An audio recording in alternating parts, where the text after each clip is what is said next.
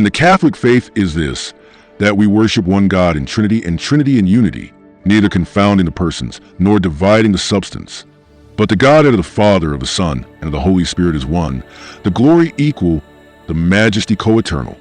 The Father is made of none, neither created nor begotten.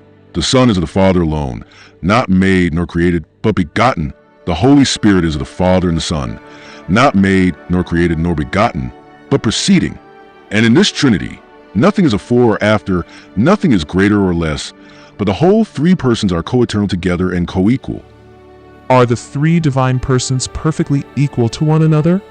The three divine persons are perfectly equal to one another, because all are one and the same God. Such as the Father is, such as the Son, and such as the Holy Spirit. The Father uncreated, the Son uncreated, and the Holy Spirit uncreated. The Father infinite, the Son infinite, and the Holy Spirit infinite. The Father eternal, the Son eternal, and the Holy Spirit eternal. And yet they are not three eternals, but one eternal. As also there are not three uncreated, nor three infinite, but one uncreated and one infinite. So likewise the Father is almighty, the Son almighty, and the Holy Spirit almighty. And yet they are not three almighties, but one almighty. 1. All three persons are equal in every way, equal in power and glory. The attributes and external works of God are common to all three persons. However, in human speech, we attribute certain works to each person. Thus, we attribute to the Father the works of creation, to the Son the work of redemption, and to the Holy Spirit the work of sanctification. In reality, these works belong equally to all three. How are the three divine persons, though really distinct from one another, one and the same God? The three divine persons, though really distinct from one another, are one and the same God because all have one and the same divine nature. 1. Each of the divine persons is God. So the Father is God, the Son is God, and the Holy Spirit is God. And yet they are not three gods but one God. So likewise the Father is Lord, the Son is Lord, and the Holy Ghost is Lord. And yet they are not three Lords but one Lord. For like as we are compelled by Christian truth to acknowledge every person by himself to be God and Lord, so are we forbidden by the Catholic religion to say, there be three gods or three Lords. 2. There are three persons, but only one being. The Father is neither the Son nor the Holy Spirit. The Son is neither the Father nor the Holy Spirit. The Holy Spirit is neither the Father nor the Son. It was the Son who became man and died for us, not the Father nor the Holy Spirit. But when we receive God the Son in Holy Communion, we also spiritually receive God the Father and God the Spirit. The Blessed Trinity then dwells in us as in a temple. Can we fully understand how the three divine persons, though really distinct from one another, are one and the same God? We cannot fully understand how the three divine persons, though really distinct from one another, are one and the same God, because this is a supernatural mystery.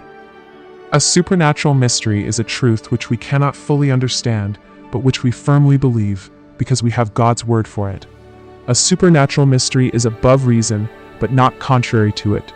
No man can explain a mystery, neither can anyone know it unless it is revealed by God. Great art thou, O Lord, in counsel, and incomprehensible in thought.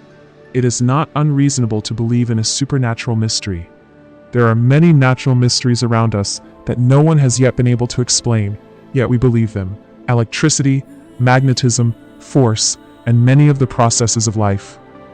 2. The doctrine of the Blessed Trinity is a strict mystery. That is, we cannot learn from reason, nor understand it completely, even after it has been revealed to us. The doctrine contains two truths our reason cannot fully understand. 1.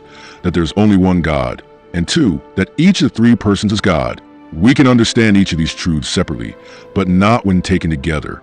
The mystery of the Blessed Trinity is not a contradiction. We do not say that there are three gods and one God, nor that the three divine persons are one person.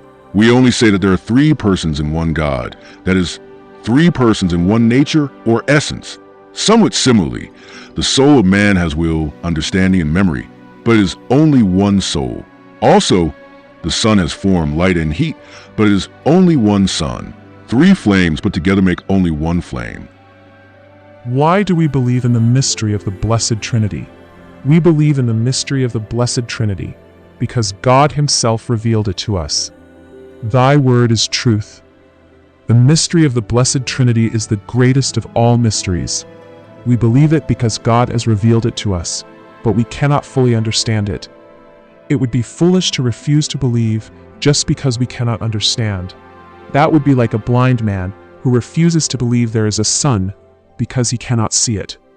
Is God limited because we are? 1. The Jews did not explicitly believe in the Blessed Trinity, although there are references to the mystery in the Old Testament. Before making man, God said, "Let us make man to our own image." David says, "The Lord said to my Lord, sit on my right hand." 2. Our Lord Jesus Christ revealed a mystery. He said, "Go, therefore, and make disciples of all nations, baptizing them in the name of the Father, and of the Son, and of the Holy Spirit. But when the Advocate has come, whom I will send you from the Father, the Spirit of truth who proceeds from the Father, he will bear witness concerning me." 3. The Blessed Trinity manifested itself at the baptism of Jesus Christ.